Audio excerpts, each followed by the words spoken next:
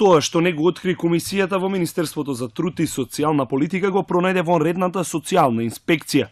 Прекршени се закони, акти и целата пракса на водење на старателството за 13-годишната малолетничка која забремени и абортираше. Инспекторите, чешлајќи ги домовите за згрижување деца 25 мај Ранка Милановиќ, во само еден ден дошле до информација дека старателот во домот знаел за првиот сексуален однос на девојчето со возрасен маж, но не превземал ништо. За дел од вработените се подготвуваат кривични пријави, за дел прекршочни. По информациите добиени од РИ во октомври 2016 година дека во текот на летото имала полов однос со одредено лице, назначениот старател не повел постапка за утврдување на фактите, ниту пријавил до Министерството за внатрешни работи.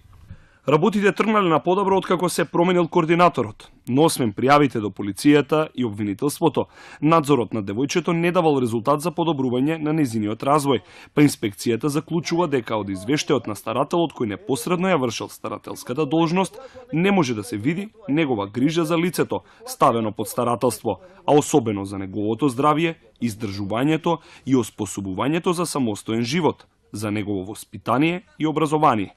Во извештајот не се наведува во кој временски период се направени пропустите, ако се знае фактот дека 8 години мајка и татко на ова девојче е Република Македонија. Од првата детска амбасада меѓаш прашуваат како е возможно да не се алармираат институциите за првиот сексуален однос на девојчето на 11 годишна возраст со возрасен маж, бидејќи таквото сознание упатува дека овие деца најлесно паѓаат во рацете на педофили. Во домот, пошто се оставени на голема слобода и негрижа, се полесно достапни. Значи, полесно е достапно некој дете да го залажем, рече, еве 1000 денари, ајде сега дојди со мене, па оди со овој, па после оди со оној, па вака, па така, и тука веќе отиде матната. Значи, има закон. Државата има закон. Државата нема луѓе институции што го спроведуваат законот. Институции има, нема луѓе.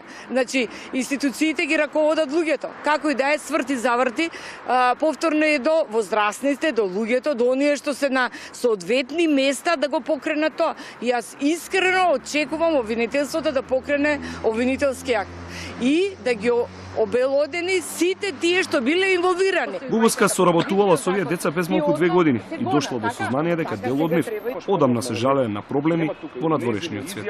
Од мојот личен пример од пред 2,5-3 години, можам најотворено да кажам, можам и со податоци сето тоа.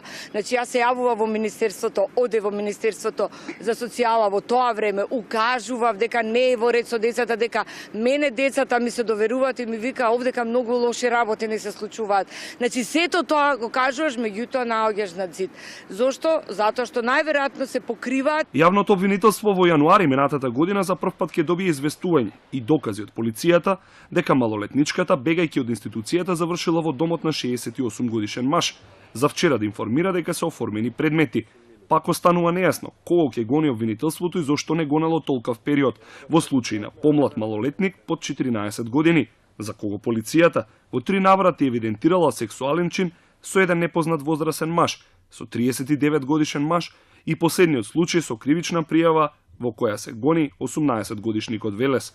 Во овие случаи казната е затвор од најмалку 8 години, но дали обвинителството ќе ја прошири истрагата и по наводите на Министерката за труд и социјална политика Мила Царовска, дека ова дете била дел и од мрежата на проституција, детали нема од јавното обвинителство, заради како што велат заштита на идентитетот на жртвата, која што е малолетна.